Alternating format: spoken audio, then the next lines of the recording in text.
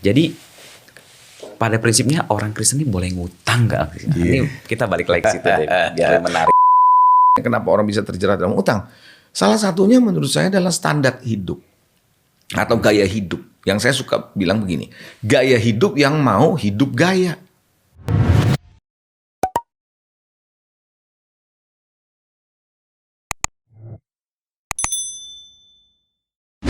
Ya, selamat datang kembali di Today's Message Podcast.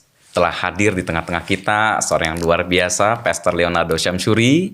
Beliau adalah senior pastor di Gereja Kemuliaan Sion Light to the Nation. Hari ini kita akan membahas tema yang luar biasa, Pastor. Yes. Tema yang mungkin sangat-sangat relevan dengan kondisi sekarang ya, Gitu kondisi ya? pandemi. Ya, kita bahas tentang keuangan. Oke, semua orang perlu tuh ya. Perlu sekali. Apalagi Yes. Pastor kan juga mantan banker ya. Yeah. Nah, mantan direktur di bank. Jadi kita mau tanya sebenarnya simple sekali tentang hutang, Pastor. Wow. Tema kali ini. Tema yang sangat menarik pastinya. Hutang ya? Iya. Ada hutang kan ya? Nah, itu dia. Ini pasti membuat kita ingin cari tahu apa sih yang dikatakan Alkitab tentang utang dulu nih, Pastor. Kita langsung to the point aja ya, Yeah, biar yes. panas nih di awal-awal nih. Oke.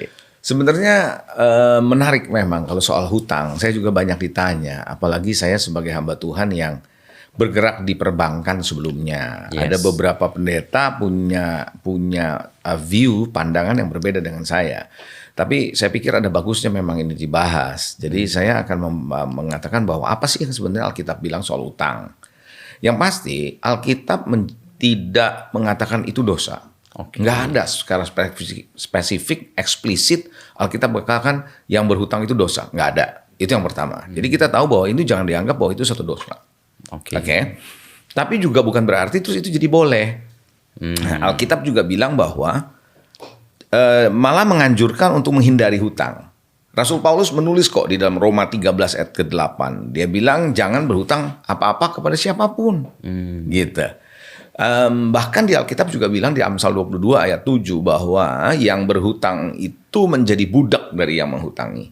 Wow. Jadi Alkitab kalau menurut saya dari hal-hal ini melihat bahwa yang pertama Tuhan minta hindari, ya kan? Yang kedua itu bisa menyebabkan perbudakan, ya. Makanya kenapa dulu waktu saya di perbankan orang suka bilang begini nih, debitur bilang sama saya, Pak, saya mah kerja buat bank katanya, karena dia bayarin bunga, bayarin cicilan. Dia bilang sebenarnya saya kerja buat bank Pak, kalau saya nggak pakai bunga bank, saya untungnya lebih gede. Nah saya suka bercanda sama mereka, lah terus kenapa mau pakai kalau gitu kan?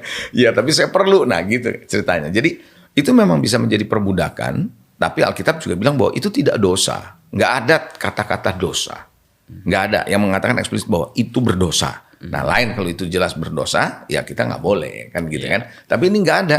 Nah jadi netral Alkitab soal ini. Cuma memberikan rambu-rambu aja.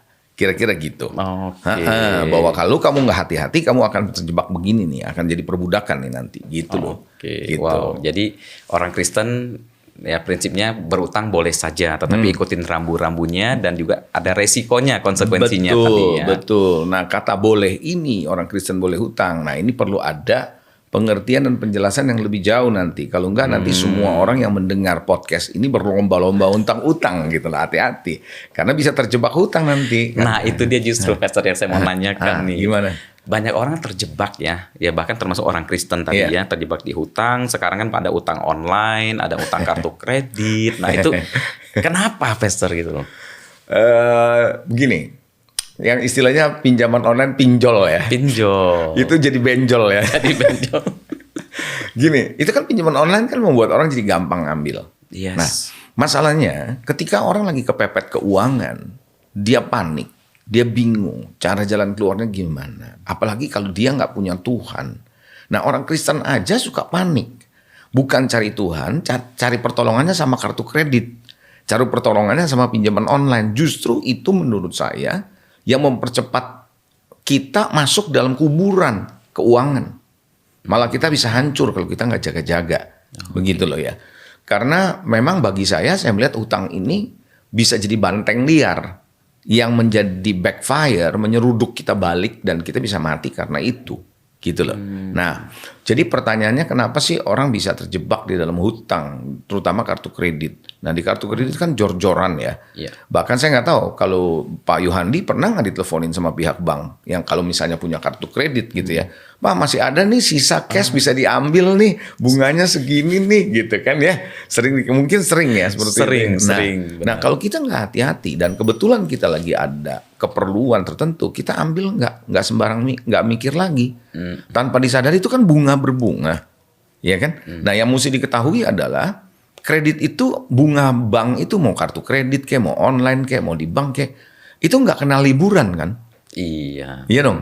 Nah kalau kita bisa liburan, kalau kredit bunga mana ada liburan dia jalan terus, makin panjang libur dia terus saja. Kita yang pusing kan. Iya, Nah jadi kalau pertanyaannya kenapa orang bisa terjerat dalam utang, salah satunya menurut saya adalah standar hidup atau gaya hidup. Yang saya suka bilang begini, gaya hidup yang mau hidup gaya. Wow.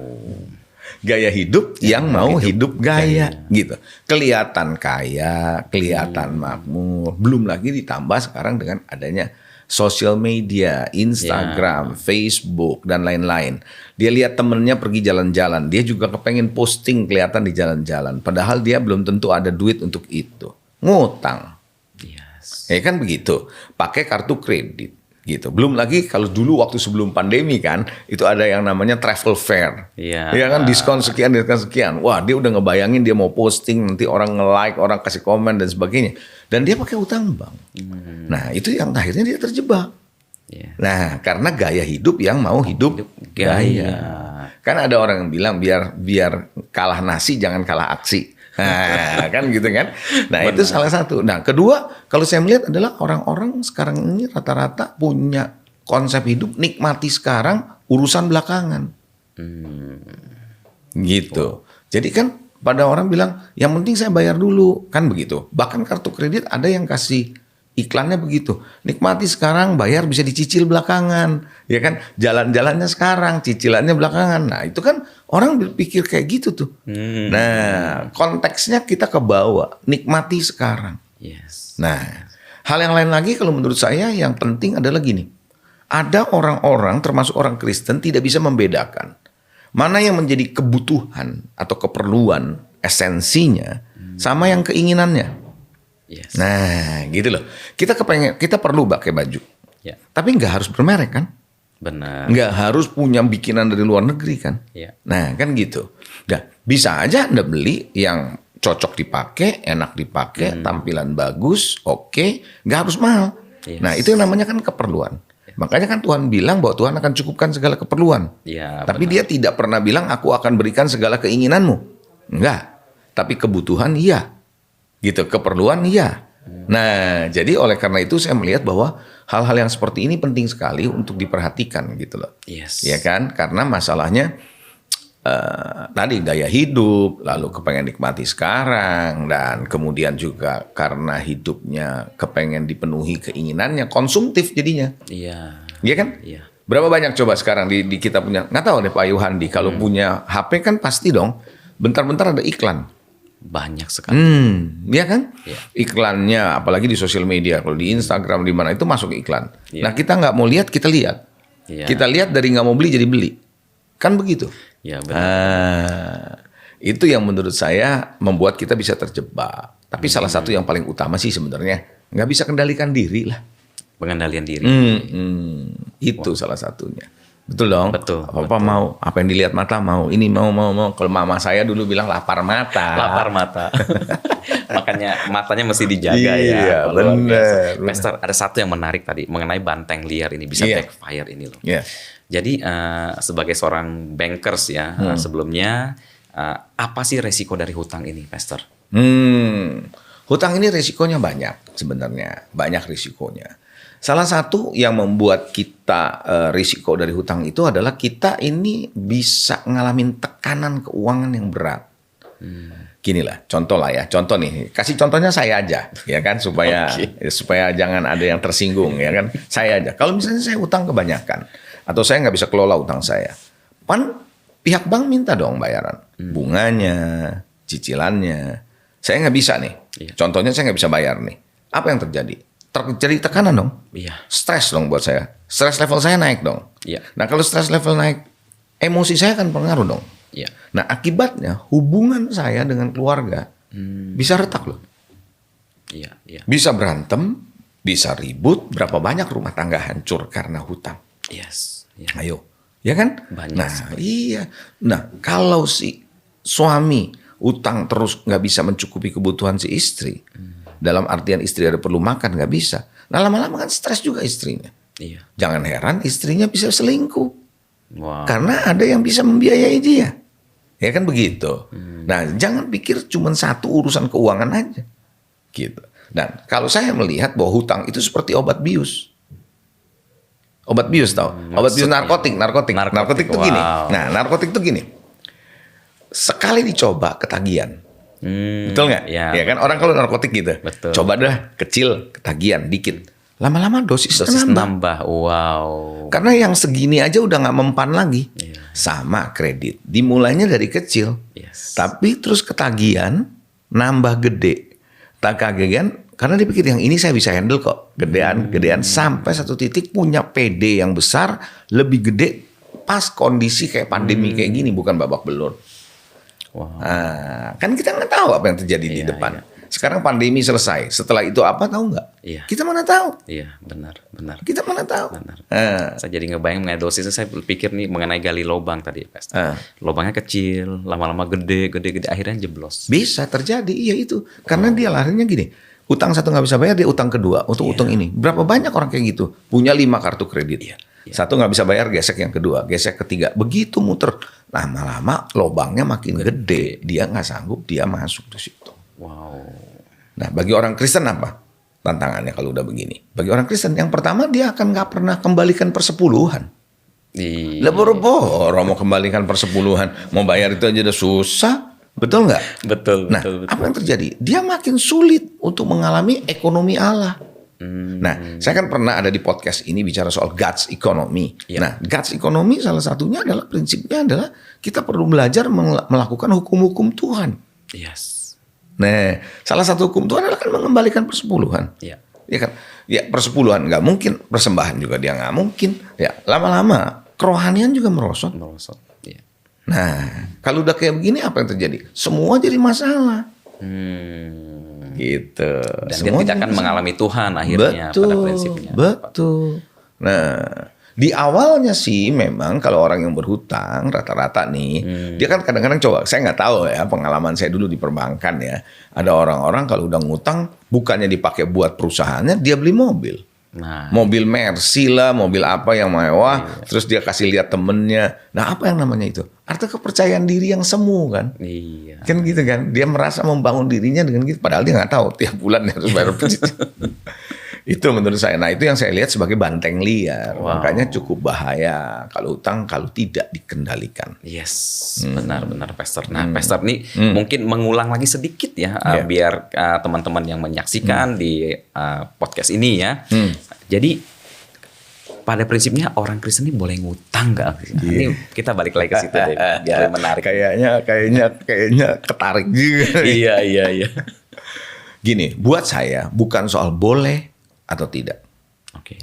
Boleh atau tidak. Contoh nih ya, saya percaya kamu, jangankan kamu deh, kita ngomong nih semua pendengar juga, Iya. pemirsa, Iya. pasti ada utang. Yes. Nah, maksud saya gini, pasti ada utangnya. Simple. Waktu saya bikin seminar, semua peserta seminar saya yakin punya utang, apalagi itu kan hamba-hamba Tuhan, pendeta lagi. Oh, dia bilang enggak Pak, jangan sembarangan ngomong kata dia. Oh, boleh, saya kasih tahu apa itu. Bapak di rumah pakai listrik PLN? Iya. Bayarnya sekarang apa nanti? Dulu kan belum ada prabayar tuh. Iya. Bayarnya gimana? Nanti. Kalau bayarnya nanti sebulan lagi utang bukan? Nggak bisa jawab dia. Bener juga ya dia bilang gitu. Pam bayarnya pakai dulu atau bayar dulu? Bayarnya belakangan, pakai dulu. Yang sebulan udah pakai baru ditagih. Itu utang bukan? Utang sebenarnya. Cuma kita itu konsisten bayar. Iya. Ya kan begitu kan? Iya. Konsisten bayar. Sebab Iya. kalau tidak bayar, tidak ada air, tidak ada listrik. Yes, Kan begitu. yes. Nah, jadi menurut saya persoalannya ini bukan soal boleh atau tidak. Persoalannya untuk apa? Kita nih ngutang untuk apa? Itu pertama. Ya. Kalau nggak perlu-perlu amat mau ngapain? Kalau utangnya untuk kepentingan konsumtif sementara mau ngapain?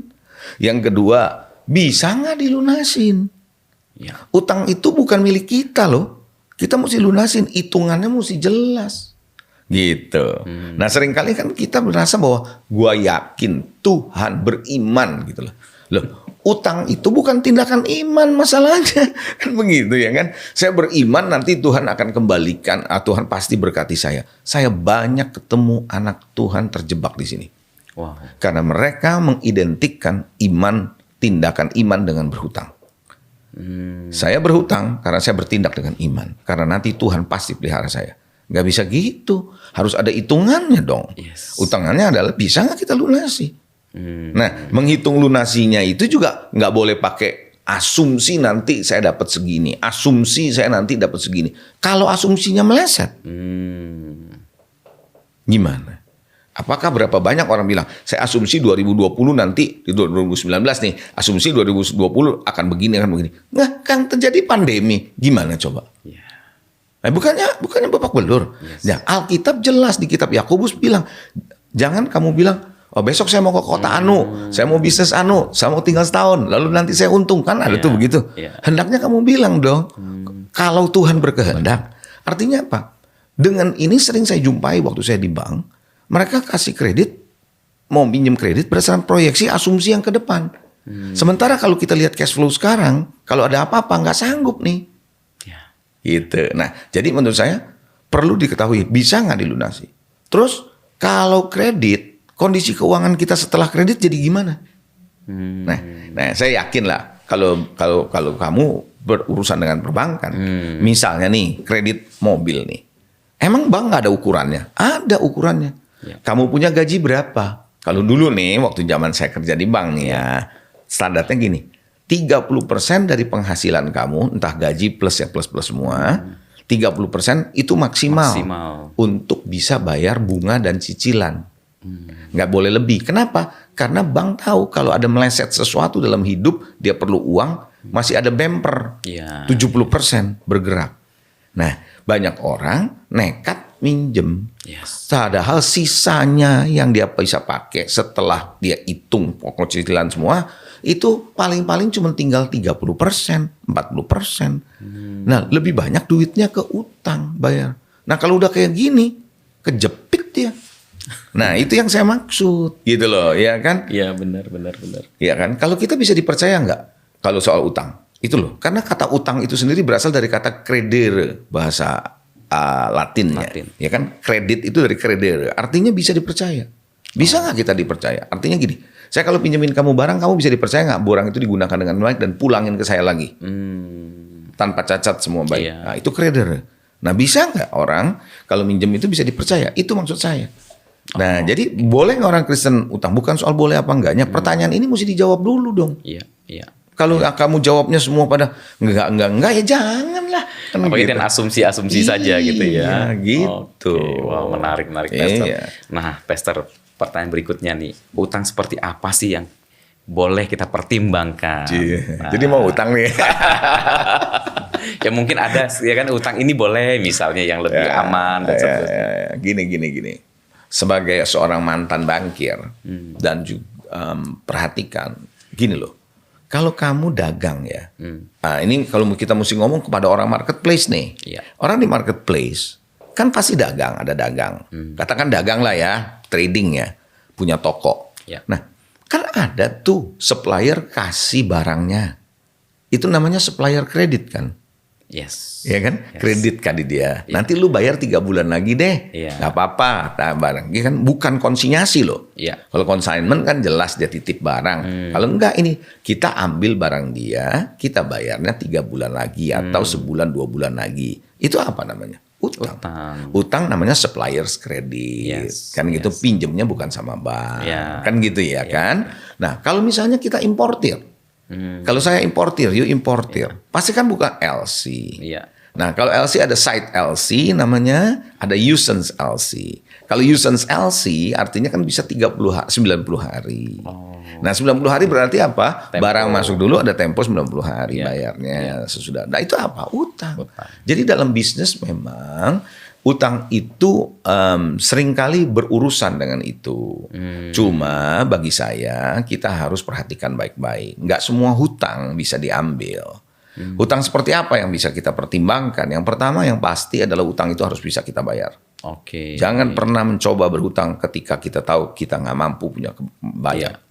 Cash flow hari ini, kondisi keuangan kita, aset kita nggak ada, terus kita berani utang, hati-hati. Yes. Gitu loh. Nah, yang kedua menurut saya hutang yang seperti apa yang bisa dipertimbangkan? Secara ekonomis bisa dipertanggungjawabkan. Maksudnya ini apa? Jangan pinjem untuk barang yang depresiasi. Yang nilainya makin berkurang nanti. Iya. Gitu, ya kan? Contoh nih, apalagi kalau itu konsumtif. Contoh nih ya kan, pergi jalan-jalan pakai utang. Itu kan selesai jalan-jalan udah nggak ada nilainya. Iya. Hilang Habis, tinggal bayar utangnya. Ya kan begitu. Beda halnya kalau misalnya ada pasangan suami istri yang baru menikah mau beli rumah. Ya kan, dia mau beli rumah yang baru, KPR. ya kan KPR. Itu kan nilainya kan dia bisa bertambah tanah dan sebagainya. Betul nggak? Wow, Nah, yes. itu mungkin pada waktu dia bertambah kalaupun ada apa-apa dijual itu masih bisa tutup. Atau tadi pengusaha yang pakai uangnya Utang untuk dagang. utang puter. Dan itu kan ada untung, ada profit. Ya, produktif toh. Nah, menurut saya itu oke. Gitu. Ya, ini saya ada pengalaman satu nih mungkin. Ada seseorang sekali waktu datang kepada saya waktu saya masih kerja di bank. Mau pinjem kredit. Dia punya usaha jualan buah dan sayur. Wow. Toko buah dan sayur. Mau pinjem kredit sama di bank. Nah, saya tanya modalnya berapa persen? Modalnya cuma 30%, pinjamannya 70%. Ya jelas saya tolak. Loh, kenapa? Saya bilang begini. Karena kalau kamu pinjam 70%, barang yang kamu jual itu gampang busuk. Yes. Kalau nggak laku busuk, ya ini mau dijual apa? Iya. Jadi kamu punya modal harusnya lebih gede. Kamu nutupin uangnya itu hanya untuk muter doang. Iya. Kalau begini mah nggak bisa. Nah itu yang saya maksud. Jadi ada hutang-hutang yang nggak bisa dipertimbangkan, ada yang bisa dipertimbangkan. Wow. Seperti kayak gitu menurut saya. Luar biasa. Jadi ini kan sekarang kayak tadi Pastor bilang, wah gadget itu kan hampir setiap kali sosial media kita bisa lihat ya barang-barang, mulai penawaran gadget lah. Mungkin ada pesan buat anak-anak muda di luar yang mungkin lagi nonton saat ini ya kan. Nah kan utangnya harus yang apresiasi gitu ya. Betul. Untuk gadget ya kan, itu kan nilainya makin turun gitu loh. Betul. Nah. Jadi gini, Alkitab kan juga bilang, asal ada makan, asal ada pakaian, Sudah. cukuplah. Ya. Jadi gini, boleh nggak kita beli gadget sepanjang kita punya keuangan tidak menjadi terpengaruh karena faktor itu. Ya, misal gaji kita 2 juta, mau beli gadget yang 15 juta, mikir dong, kan begitu ya kan. Artinya kita bisa bayangkan nggak berapa kali lipat gitu, ya kan. Nah kita harus coba cocokkan dengan kemampuan kita dong, gitu. Saya itu paling jarang nuker gadget. Wow. Ya udah saya pakai aja terus sampai ada orang yang memberkati saya baru ganti gitu loh. Kalau enggak saya nggak ganti. Kenapa? Yang sekarang aja nih jujur nih, yuk nggak tahu pakai apa ya. Yang belum tentu kita maksimalkan. Iya benar. Ada yang hal-hal yang baru yang kita belum maksimalkan kan. Iya. Cuma kita kepengen tren. Orang yang baru kita bawa ke tren dan tanpa disadari kita korban iklan. Ya, gaya hidup tadi. Nah, balik lagi gaya ke hidup situ. yang ingin hidup gaya. Wow. Nah, luar jadi biasa. buat saya adalah coba kendalikan dirilah anak-anak muda. Bagi saya benar orang tua dulu bilang berakit-rakit Ke ke hulu, berenang-renang ke tepian, bersakit-sakit dahulu, bersenang-senang kemudian. Yes. Artinya belajar menghemat. Jangan pakai prinsip orang-orang luar negeri khususnya Amerika. Orang Amerika tuh begini, nikmati hari esok sekarang.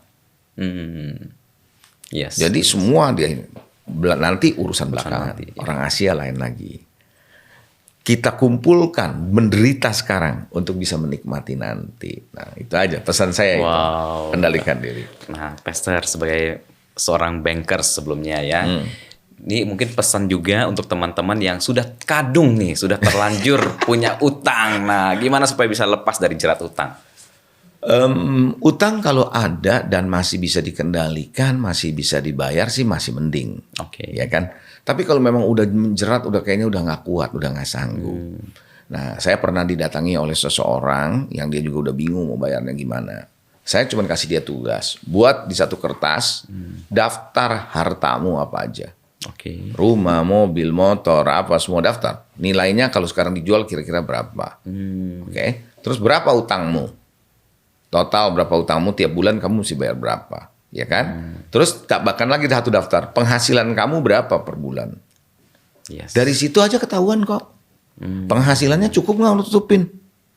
Iya. Nah, kalau ternyata setelah dia balik dia bilang utang saya gede banget ya. Nah tuh, kalau utangnya udah gede begini, kamu bayarin utang, bayarin bunga, nggak bisa bayar, lama-lama kamu punya rumah juga kesita. Yes. Nah kalau udah kesita sama bank dipaksa harganya bisa hancur. Jadi saya anjurin, kalau kamu mau selesai dari masalah ini, ya kan?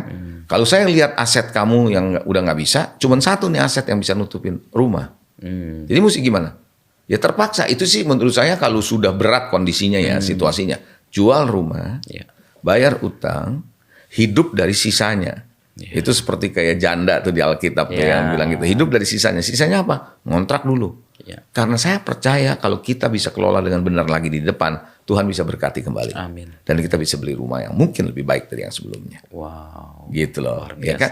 Nah yang kedua yang pasti adalah cari Tuhan. Itu pasti. Tahu masalahnya di mana. Mungkin karena kita serakah, mungkin kita ini kebawa arus, konsumtif. Mesti tahu masalahnya di mana. Supaya kita bisa berubah dan bertobat dari sana.